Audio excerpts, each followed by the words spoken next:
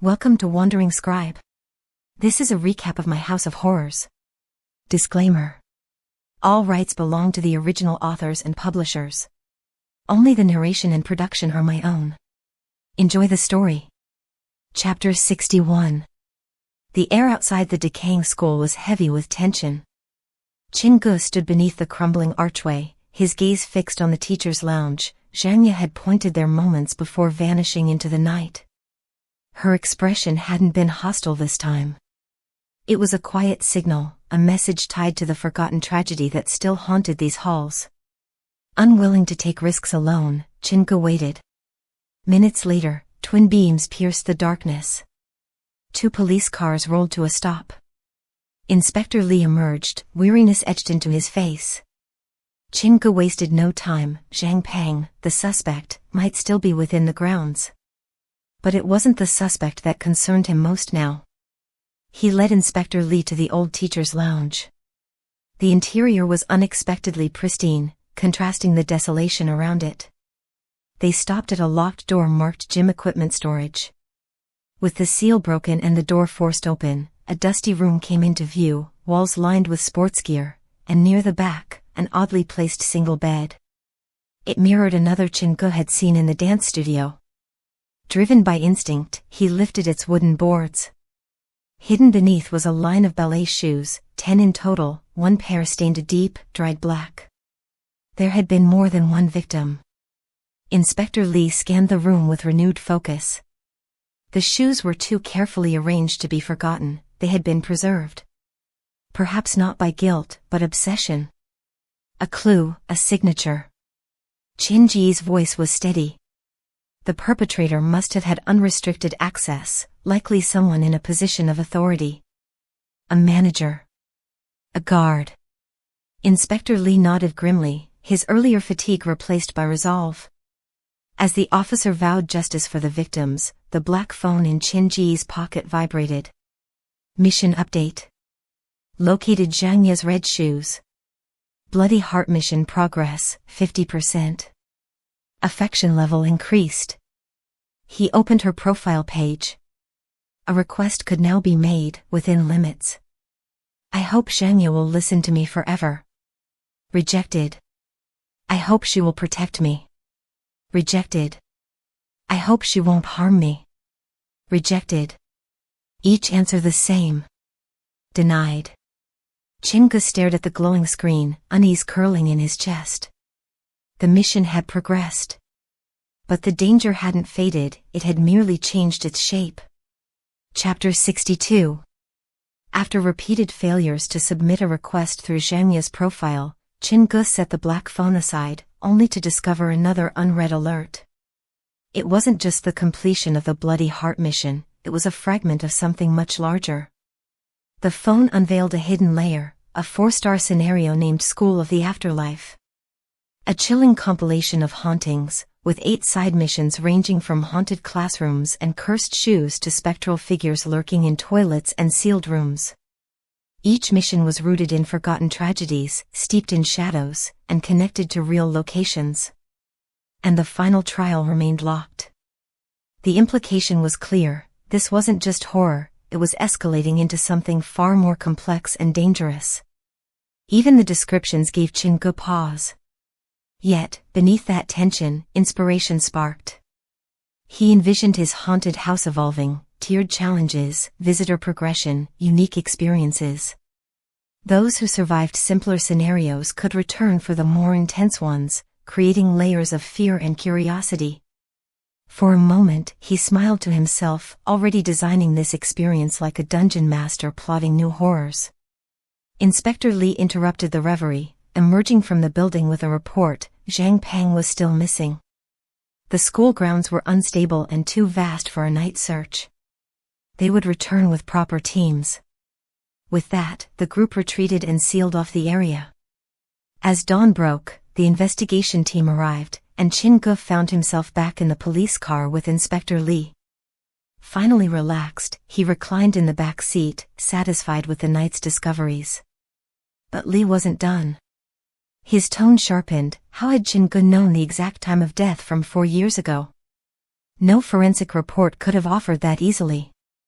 Chen Ge dismissed it with a casual air, hiding behind fatigue and humor, dodging the truth with a practiced ease. Then, the silence was broken by a quiet phone call. Inspector Li glanced at the screen, said nothing, and answered it in stillness. A silent call. No words. Just presence. It was his wife, checking in without speaking.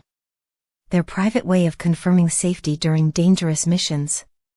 In that fleeting moment, the weight of fear and duty became real again, not from specters, but from the quiet acts of love that tethered them to life. Chapter 63. Back at New Century Park, Chen Ge returned to the haunted house, weighed down by fatigue and thought. The reward for completing the Bloody Heart mission lingered in his mind, a favor owed by Chen Ge. Her affection had deepened, the black phone now marking her as yours forever. As he walked the familiar, shadow-drenched corridors, a subtle detail caught his attention. The first-floor toilet window was ajar, and the door slightly creaked, though he remembered closing it. Unease stirred. With silent caution, Chen Ge gripped a mop and made his way to the control room.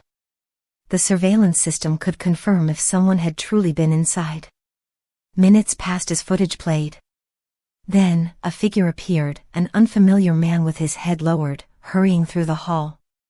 He bypassed the corridor's cameras with alarming precision and headed straight for the control room. Chen Ge's heartbeat quickened. The man clearly knew the layout. Suddenly, the screen showed Chen Ge himself entering the control room, meaning the intruder was still inside. Before he could turn, the locker behind him burst open. Zhang Peng, eyes wild and unblinking, lunged with a blade. Driven by a force beyond reason, he struck with reckless abandon. Chen Ge retreated quickly, drawing the attacker toward the maintenance room. Though armed only with a mop, his goal was clear: reach the hidden iron hammer. Zhang Peng, desperate and unrestrained, absorbed every blow to close the distance. Just as Chen Ge neared the maintenance room, a crushing pressure fell on him. A black shadow, vague and shifting, clung to his back. It wasn't just Zhang Peng anymore. The mirror monster had joined the fray. Breathing grew shallow. The shadow's weight pushed him lower, voices whispering at the edges of his mind. Chen Ge pushed through the haze, scrambling through the cluttered maintenance room. His fingers clawed through the mess, searching for salvation. Behind him, the shadow tightened its grip.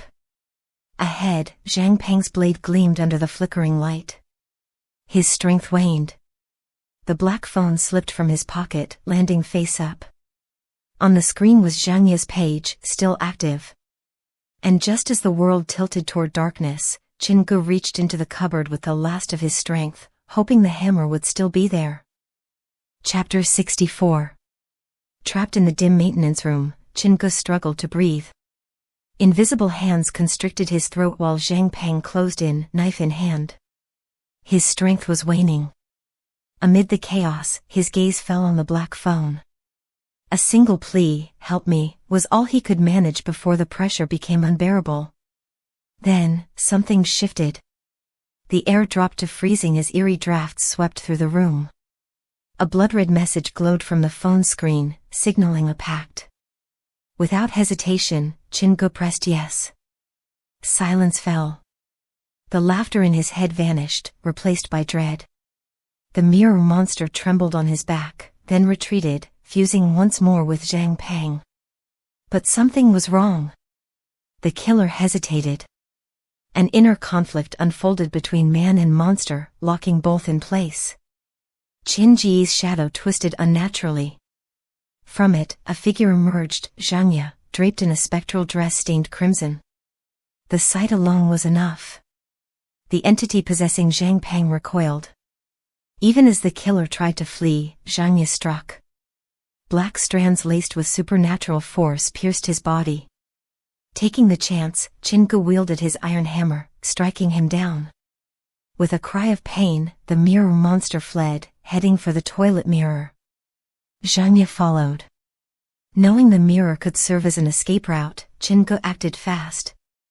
He grabbed a container of fake blood and rushed after them. At the toilet, the mirror monster had nearly made its way inside. Without pause, Chen Ge splashed the mirror, momentarily stopping it. That was all Chen Ge needed. Her hair wound tighter and tighter, compressing the shadow until its form barely resembled anything human.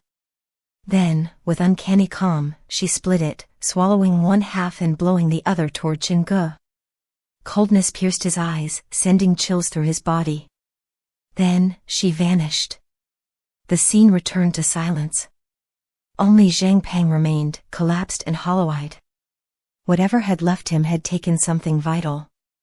By morning, authorities arrived. Zhang Peng, the last suspect from the apartment case, was taken into custody. Watching the scene, Chen Ge's tension finally lifted. He returned to the haunted house, locked the door, and let exhaustion overtake him. The monster was gone. The case was closed. But as he lay in bed, a cold draft seemed to creep into his bones. Curious, he checked his reflection. Nothing appeared out of place, except the darkness in his eyes, now deeper than before. Fatigue pulled him under. Hours later, a call jolted him awake. His assistant's panicked voice came through the line. People were crowding outside, police and reporters among them. Something new was beginning. Chapter 65. Morning light poured into the break room as Chen Ge was jolted awake by chaos outside. A growing crowd had gathered at the haunted house gates. Reporters, police, and curious onlookers swarmed the area. Alarmed, he hurriedly dressed and stepped outside, greeted by silence and a wave of expectant eyes. A uniformed officer with sharp eyes and a babyish face approached him, confirming his identity. Without warning, the officer opened a box, announcing Chen Ge's award for contributing crucial evidence to the Ping apartment case. Amid stunned silence, a polished Medal of Honor was pressed into Chen Ge's hands. As flashes from cameras lit up around him, only one thought crossed his mind: what about the reward money? After the reporters dispersed, Chen Ge quietly approached the officer, learning his name, Captain Yan. The officer spoke with familiarity and praise, having followed the case closely.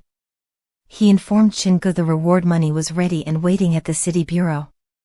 More than that, an elder from the Ping case, incapacitated but mentally sharp, wanted to thank Chen Ge personally. Captain Yan's gratitude was heartfelt. For him, the case had lingered for years, and Chen Ge's actions had lifted a heavy burden. Promising to visit the elder, Chen Ge watched the police depart before turning to face his park colleagues, who buzzed with excitement over his televised moment of fame. Once the crowd thinned, Chen Ge found Uncle Su and urgently pressed him about renting the underground parking lot. Though money was on its way, Uncle Su hesitated. Park attendance was dropping, and the risk was high. But Chen Ge's resolve remained firm. The haunted house wasn't just a business to him, it was the only path left that might lead to answers about his missing parents. Realizing Chen Ge couldn't be swayed, Uncle Su relented and offered to bring him to speak directly with the park's elusive owner, Director Luo. They headed north to one of the tallest buildings in the park. Inside the elevator, Uncle Su warned Chen Ge to speak cautiously and avoid saying too much. When they reached the top floor, the office door opened to reveal a man in his 50s with calm eyes, half-white hair, and a neatly pressed suit. Chen Ge studied him silently. This was Mr. Luo. A man his parents once knew, now standing before him like a quiet teacher from another life. Chapter 66. Chen Ge followed Uncle Su into the quiet office on the top floor of New Century Park. The man awaiting him was Director Luo, a calm figure with tired eyes and a presence that carried both weight and grace. After asking Uncle Su to leave, Director Luo offered tea and invited Chen Ge to sit. The conversation turned quickly to business. Chen Ge requested the right to rent the underground parking lot, to transform it into an expansion of his haunted house, an underground maze unlike any other. Director Luo listened, measured and reserved. He raised pointed concerns: the steep investment costs, the challenge of attracting repeat customers, and the inevitable downfall if the park itself closed. His tone wasn't hostile, it was protective. These were the words of someone who'd seen dreams fail. Chen Ge sat in silence. The weight of the Black Phone's missions and his parents' disappearance pressed heavily on him, but his resolve didn't waver. He answered with quiet fire, claiming his haunted house would not depend on the park's fate. He promised not only to attract visitors, but to revive the park itself, with fear, creativity, and ambition. His boldness stirred something in Director Luo. The older man walked to the window, pulling aside the curtains to reveal the entire park. As he looked out, the tiredness in his eyes softened into melancholy. He shared a story. His daughter, once full of light despite a painful illness and deformity, had faced isolation her entire life. Children avoided her, and she had never smiled back at the world as much as she smiled at him. It was during the rainy days, when he took her out unseen by others, that the dream of building a theme park for her began to grow. A place where no one would be turned away. But she never lived to see it. That loss, and the memory of her smile, kept the park alive long past its prime. Others saw outdated rides and financial ruin. He saw a promise made to a little girl. Looking back at Chen Ge, Director Luo smiled, one touched by sorrow, yet not without hope. He saw in the young man a version of himself. A dreamer, stubborn and scarred, but unwilling to give in. From his drawer, he produced a signed rental agreement. He had already approved it before the meeting. As he handed it over, he gave only one warning: time was short. 2 or 3 months, at most, before the park may shut down. Chen Ge accepted it, knowing full well, his real work had just begun. Chapter 67. Chen Ge walked out of Director Luo's office, gripping the stamped contract tightly. It authorized him free access to the underground parking lot until New Century Park shut down. No rental fees, no catch, just time ticking down. It felt surreal, a silent reward from a man who had once dreamed of building a park for his lost daughter. The underground space was vast, a third of the entire park size. Though abandoned, it offered a golden opportunity for expansion, especially as the park faced closure in a few months. Things were finally looking up, a solved case, an official commendation, and soon, a haunted house unlike any other. Back at the park, Chen Ge threw himself into work. Xiao Wan, dressed in uniform, sold tickets outside while Chen Ge haunted visitors in costume. At day's end, he collected his reward, 36,000 yuan, before heading home to change. But a familiar presence awaited him. A rag doll, half hidden beneath his bed, stared silently from the shadows. It was Xiao Xiao, the spirit-bound doll, watching him like a child playing hide-and-seek. Recalling a promise, he took her with him to Jiujiang People's Hospital. There, in a quiet room, an old man lay frail and silent. Beside him, Inspector Li gently spooned porridge into his mouth, a sign to watch over the elder who had once tried to warn Chen Ge of hidden dangers. Li stepped out briefly, trusting Chen Ge's intentions. Alone with the senior, Chen Ge pulled the ragdoll from his pocket. As Xiao Xiao's tiny form appeared, the old man's cloudy eyes lit up. His shaking hand reached toward her, clinging tightly to the doll as though grasping something long lost. The moment was silent but profound, proof that the man could truly see her. Chen Ge quietly stepped out, allowing them their peace. His phone buzzed softly in his pocket. The affection level of Yin Xiao Xiao had risen, she now trusted him. Later, after reassuring Li that the visit had done no harm, Chen Ge walked back into the fading daylight with Xiao Xiao asleep in his pocket. A simple roadside dinner followed. Yet his mind remained on the haunted house. He still hadn't checked the Black Phone's daily mission. With new resolve and a growing supernatural bond, Chen Ge returned to his haunted house. The underground expansion would soon begin, and with it, the next stage of something far greater than just fear. Chapter 68. After reviewing his options, Chen Ge chose the normal mission over the nightmare challenge. He couldn't risk missing the timing, and he valued steady gains. The mission was simple: find a place to expand the haunted house. With no instructions from the Black Phone, Chen Ge explored its interface. The Haunted House expansion tab had turned red, finally accessible. Curious, he tapped twice, and the phone's screen shifted, revealing a detailed blueprint of his haunted house layout. He selected an unused space near the abandoned Night of the Living Dead scenario and confirmed the entrance's expansion downward, toward the vast underground parking lot he'd recently secured. Moments later, the phone issued his rewards. First, a free spin at the ominous Wheel of Misfortune, something he chose to avoid for now, wary of receiving another cursed item. More importantly, he earned a strange but fitting reward, the midnight ticket counter, broken. While incomplete, this eerie construct promised a rare chance, 1 in 1,000, to draw in special visitors. Visitors unlike the living. Though skeptical of its function, Chen Ge welcomed the addition. His haunted house had grown from near abandonment to something far more enigmatic, and it lacked a proper front counter.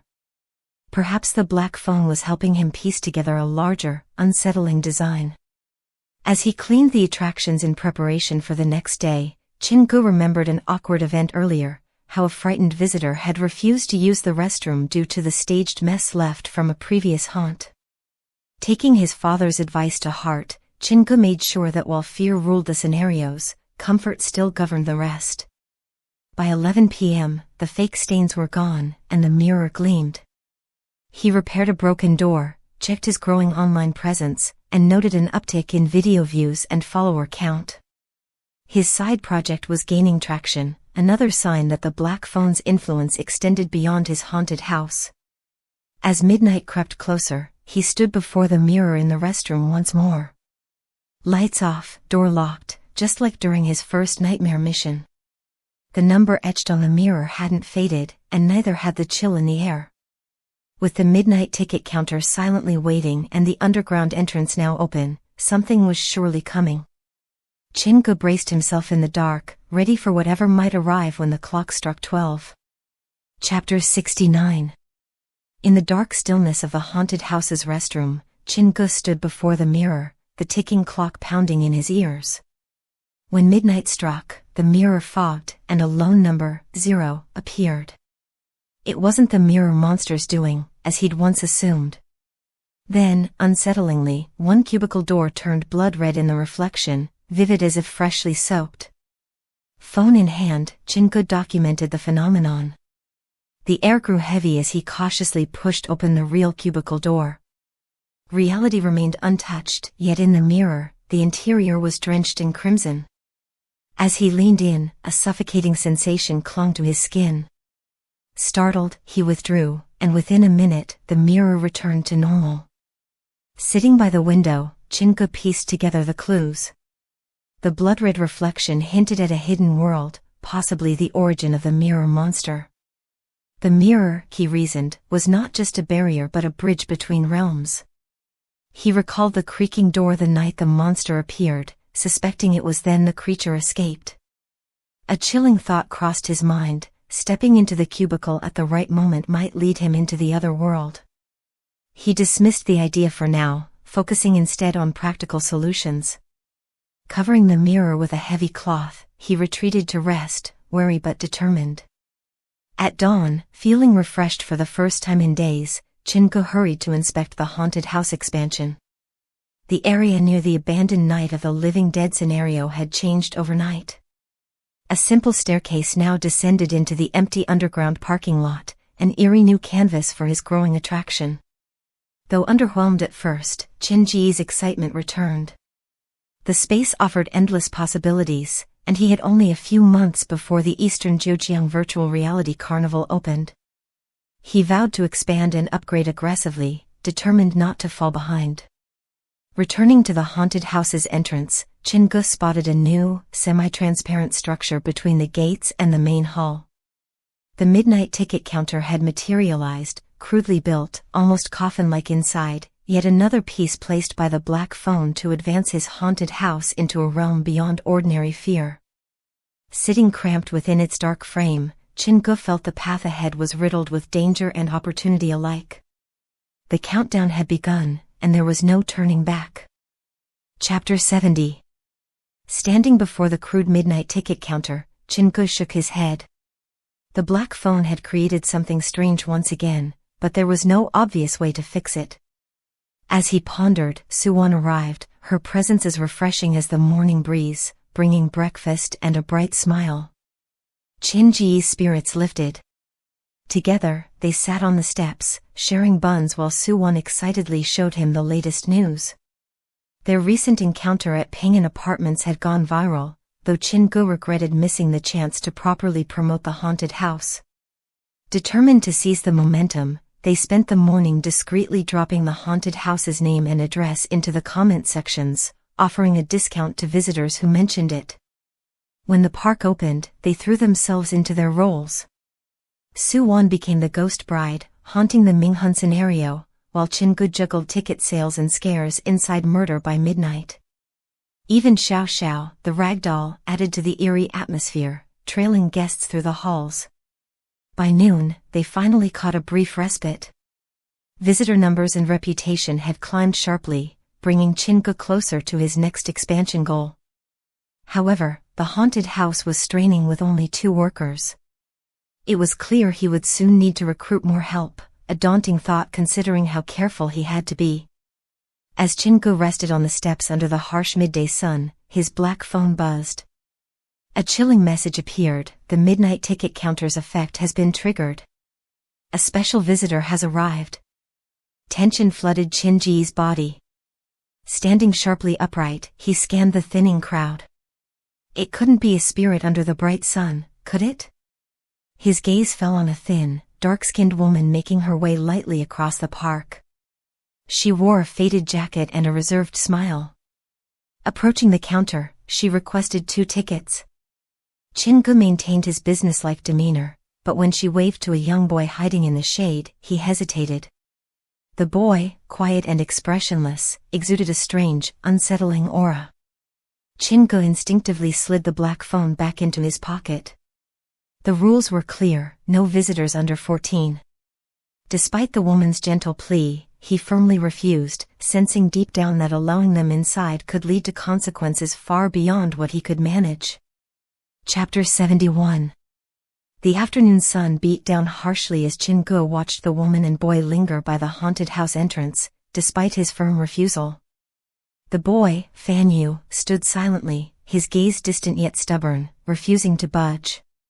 Moved by the strange atmosphere surrounding the pair, Chen Ge relented, allowing them to enter the haunted house's outer perimeter under strict conditions. Papers were signed, and with cautious steps, they crossed the threshold into the dimming world of the Minghun scenario. Inside, the woman clutched her purse nervously while Fan Yu, small and delicate, seemed almost drawn to the dark. His head remained low, his steps slow but deliberate. Chen Ge explained the rules, warning them not to enter the main structures, but the moment the door opened, Fan Yu broke free, rushing toward an old courtyard well. The woman chased after him, apologizing, but the boy resisted fiercely, scratching and struggling to stay by the well. His small body leaned dangerously close to the empty shaft, searching for something unseen. Curious yet cautious, Chen Ge observed. Fan Yu, unlike other children, found comfort in the eerie setting. Even when Suwon, disguised as a ghost bride, floated by in blood-red garments, the boy showed no fear, only quiet fascination. As they attempted to leave, Fan Yu lingered at the courtyard, scanning every shadow. His aunt finally confessed the truth: Fan Yu was her nephew, left traumatized after the disappearance of his parents, both teachers at the notorious Muyang High School. Since that event, the boy had changed, retreating into silence and obsession with darkness. Kneeling beside him, Chen Ge gently asked what the boy sought in the well. Fan Yu hesitated, then whispered, his eyes reflecting a sadness too heavy for his young frame. "I'm looking for heaven." Chapter 72. The boy's soft murmur about finding heaven inside the well clung to Chen Ge's mind like a shadow. Watching Fan Yu cling to the darkness, Chen Ge understood with chilling clarity: the boy had likely witnessed something unspeakable. His small body, drawn to sorrow and gloom, was a testament to a broken childhood. After the woman finally coaxed Fan Yu away, sunlight seemed to drain the life from the boy once more. Chen Ge stood at the park entrance, lost in thought, when the black phone in his pocket vibrated. He pulled it out and found a new message, a reward for handling the special visitor correctly. A trial mission had been unlocked, Muyang High School. Survival until dawn would unlock a 2-star scenario, bringing Chen Ge closer to completing the grander 4-star School of the Afterlife storyline. Though the mission's request sounded simple, Chen Ge knew it masked something far more dangerous. The clock was ticking. Accepting the mission was the only way forward for the survival of his haunted house. Determined, Chen Ge accepted the challenge. He contacted Su Wan to look after the haunted house, then sprinted from the park. Fan Yu and his aunt were boarding a bus, Route 14. Without hesitation, Chen Ge hailed a cab and intercepted the bus at the next stop. Blending in with the crowd, he watched as the woman and the boy huddled near the back. 7 stations passed, and the cityscape gave way to desolation. When they finally disembarked, Chen Ge followed at a careful distance. The path they took was narrow and overgrown, the air heavy with silence. It spoke of hardship, of lives weighed down by unseen burdens.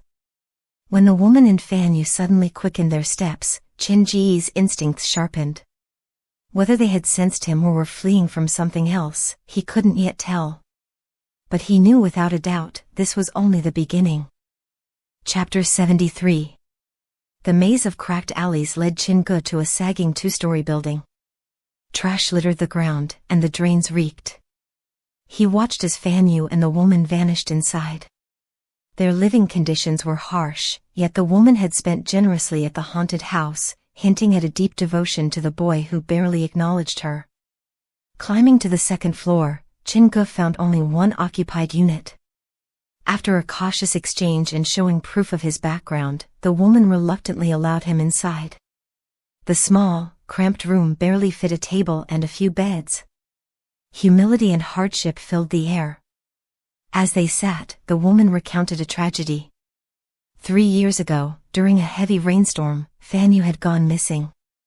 His parents, both teachers at Muyang High School, had left to find him, but only Fan Yu returned. Their bodies were never found. Listening carefully, Chen Ge noted the implication: Fan Yu might have witnessed their final moments. Yet the black phone had whispered of something else, a brother and sister who disappeared, not parents. Probing deeper, Chen Ge asked if Fan Yu had siblings. The question shattered the woman's composure. She confessed to having lost 2 young children long ago, toddlers who died before Fan Yu could even remember them. Attention hung in the air, thick with unresolved sorrow and hidden truths. When the woman withdrew to the kitchen, Chen Ge wandered to a nearby room. Inside, Fan Yu stood before a table, absorbed in his drawings. Over his shoulder, Chen Ge saw a world rendered only in black and red, a black house and small, red human figures trapped within. One after another, the boy drew the same haunting imagery, crumpling finished sheets and starting anew. Each line and color hinted at secrets too deep for words. Chen Ge picked up one discarded drawing, flattening the wrinkled paper in his hands.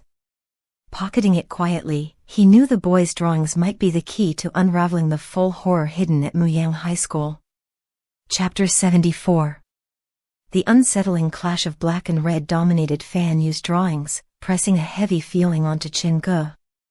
Each stroke hinted at secrets hidden deep within the boy's mind.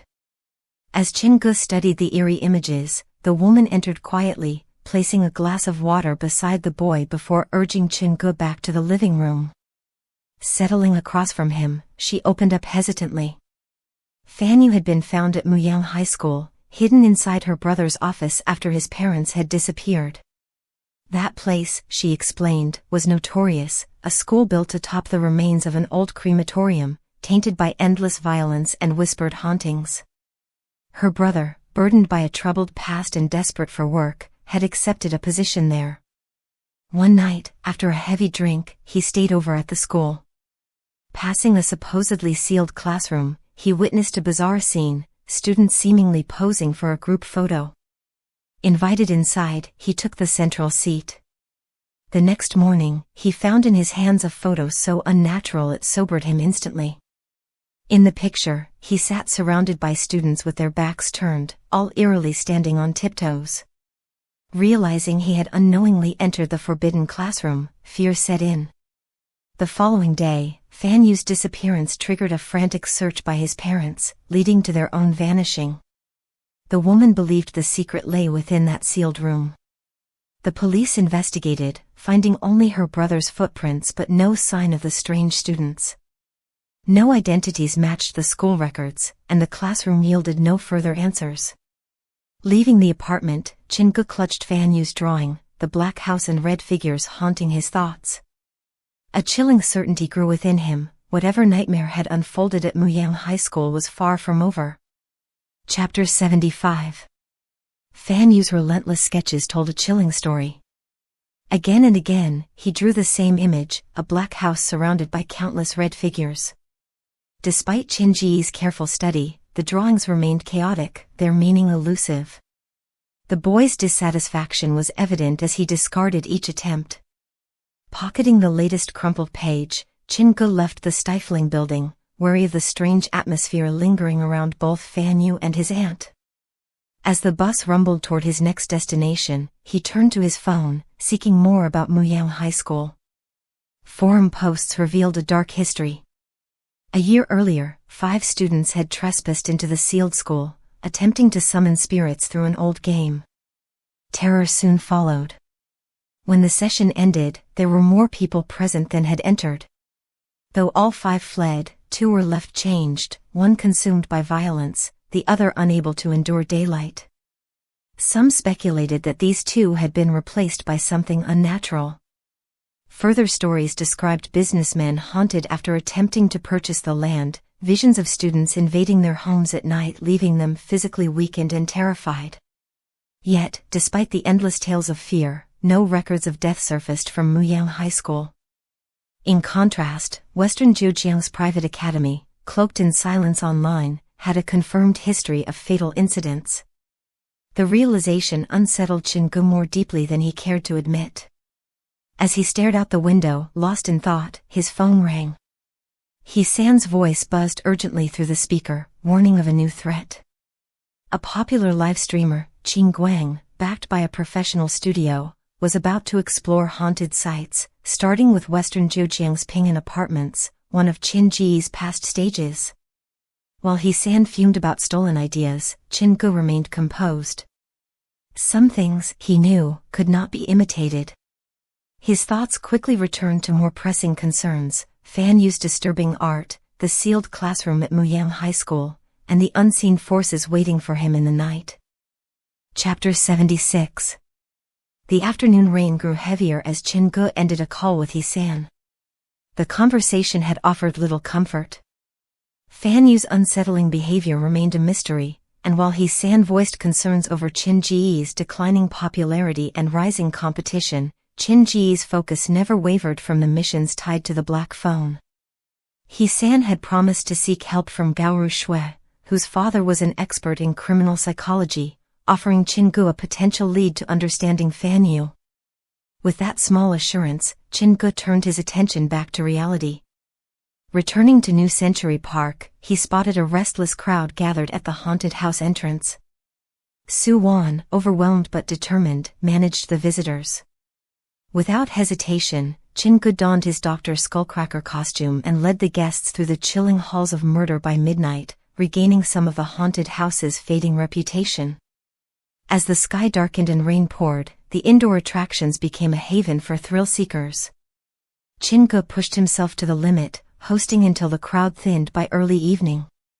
Exhausted, he prepared for his true task, packing a raincoat, flashlight, mallet, lighter, and a doll into his backpack. The mission to Muyang High School could not wait. Finding a cab proved difficult.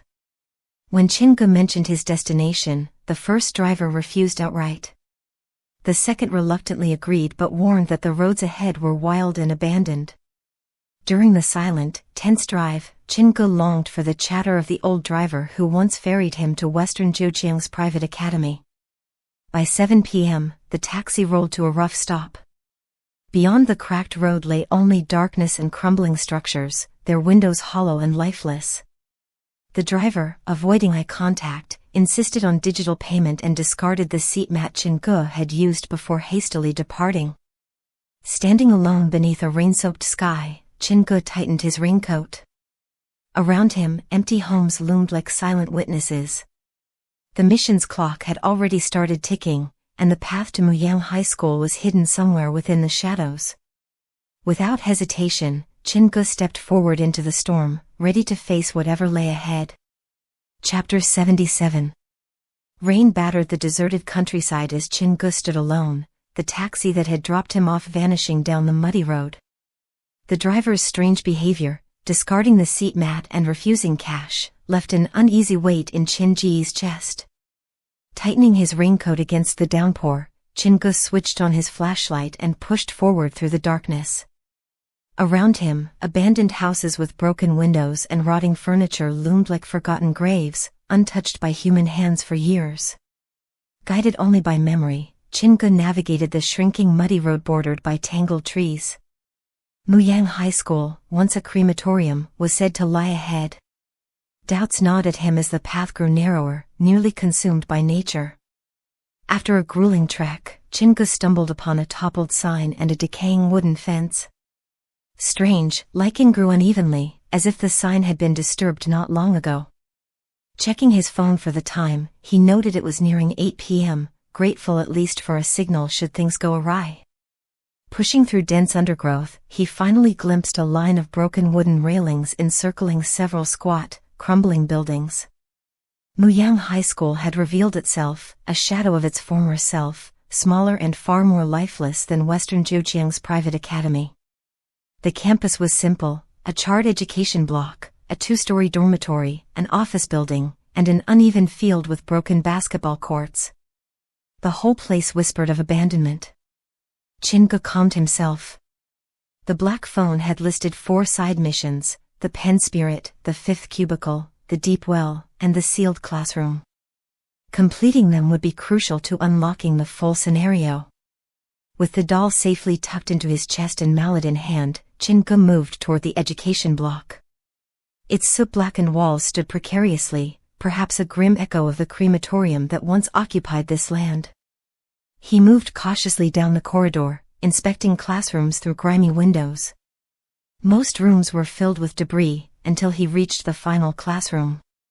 Here, the walls were untouched by fire. In the center of the room, a table stood, bearing neatly placed paper and a pen, as though a lesson had just ended. The rain drummed harder against the broken windows, but inside, everything remained eerily still, as if waiting for him to step inside. Chapter 78. The rain drummed relentlessly as Chen Ge stood outside the sealed classroom. Through the cracked window, he glimpsed a table neatly arranged with pen and paper, untouched by time. Recalling the tale of 5 students who once summoned the Pen Spirit here and fled in terror, Chen Ge resisted the urge to enter. He decided it was wiser to investigate the dormitory first. The dormitory, a crumbling 2-story structure, offered little comfort. As Chen Ge moved through the deserted halls, his phone buzzed.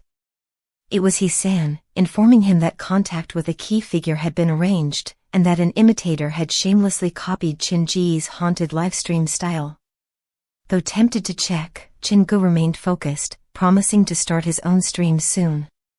After ending the call, Chen Ge opened his live stream. The connection was poor, the footage grainy and stuttering. But he did not mind. His strength was never in the presentation, it was in the chilling reality he captured. The first floor of the dormitory revealed nothing, so Chen Ge ascended the creaking stairs. In the 4th room of the 2nd floor, he found something unsettling: 4 chairs arranged in a row, with a ballpoint pen and several sheets of white paper placed carefully atop one chair. The objects looked new, untouched by decay. The first sheet read, "When will I die?" The second asked, "How will I die?" The third, "Who will be the next to die?" The 4th lay blank, waiting. The ritual of the Pen Spirit. Chen Ge checked the room thoroughly but found little else. The room's contents had rotted away long ago. Steeling himself, he set up his phone to capture the scene, ensuring both himself and the chairs were within view. Carefully, he placed the doll inside his jacket, grasped the pen with his right hand, and clutched his mallet tightly in his left. Closing his eyes, Chen Ge began the ancient chant to summon the pen spirit. The rain outside grew heavier, shadows in the abandoned school thickened, and a chill crept through the room. The damp papers stirred faintly as if moved by unseen hands. Without warning, Chen Ge's right hand was seized by an invisible grip. His eyes snapped open, body tense, ready to defend himself as he stared into the deepening darkness of the haunted school. Chapter 79. The heavy storm outside blended into the suffocating stillness of the abandoned female dormitory. Inside one cramped bedroom, Chen Ge sat rigidly at a table, his right hand hovering over a piece of white paper, a cold draft snaking around him. After chanting to summon the pen spirit, he immediately felt an icy pressure on the back of his hand, as if unseen fingers had joined his own. Through the dim light, aided by his yin-yang vision, Chen Ge caught fleeting glimpses of three blurred figures crowding around him, their hands reaching toward the pen he held. Suppressing his unease, Chen Ge focused. Slowly, the pen moved on its own, drawing a red circle onto the paper. He remembered the black phone's warning, never ask about one's death, lifespan, or forget to dismiss the spirit. Remaining cautious, he posed a heartfelt question, asking the spirit if it knew the whereabouts of his missing parents. The pen trembled violently, cracks forming along its shaft. After a long, tense moment, it drew another circle, a silent admission of ignorance. Disappointed but composed, Chen Ge shifted to a lighter question, asking who his future wife might be. The air grew heavier, and lightning illuminated four shadowy forms reflected on the wall. Chen Ge's hand weakened as the pen moved again, scrawling the character Su before halting abruptly. Without warning, the pen violently scratched out the character and instead wrote a different name with unsettling clarity, Zhangya. The chill evaporated, and the oppressive atmosphere lifted as if the spirit had silently departed. Wary of any lingering presence, Chen Ge solemnly repeated the dismissal chant. The ballpoint pen, now shattered into pieces, rested limply on the table. Breathing deeply, Chen Ge picked up his phone. To his amazement, his live stream had surged past 20,000 viewers, a record-breaking moment amidst the darkness. Chapter 80. The rain battered the abandoned Muyang High School as Chen Ge tightened his raincoat and checked his phone. His live stream had soared past 20,000 views, a new record, but there was no time to celebrate. The black phone's missions urged him forward. His next destination loomed ahead, the education block, standing silent like a giant coffin under the stormy sky. Pushing into the building, Chen Ge moved quickly, his flashlight cutting across empty, decaying classrooms. The first floor's toilet showed no signs of recent life. Cracked tiles, moldy walls, and shattered doors greeted him. Carefully, he inspected the cubicles. The first four were broken open, empty. Only the fifth and sixth remained shut. When he forced them open with his mallet, only cleaning tools tumbled out, their sudden fall creating a brief scare. Nothing unusual. He needed to go higher. The second floor's toilet felt different the moment he entered. The air was heavier, thick with something unseen. The window had been boarded up long ago, sealing the darkness inside. Chen Ge's instincts sharpened. This was the place. Creeping through the stalls, he felt the unease grow. Each cubicle he opened revealed nothing but dust and decay. As he neared the fifth cubicle, faint footsteps echoed in the corridor. At first masked by the rain, the sounds became clearer, two distinct sets, approaching slowly. The school, long abandoned, seemed to stir awake around him. The ticking clock dragged closer to midnight, and the fifth cubicle mission warned that a red shadow would appear when the hour struck. Clutching his mallet, Chen Ge took a cautious breath and faced the locked fifth cubicle, the atmosphere tightening like a vice around him.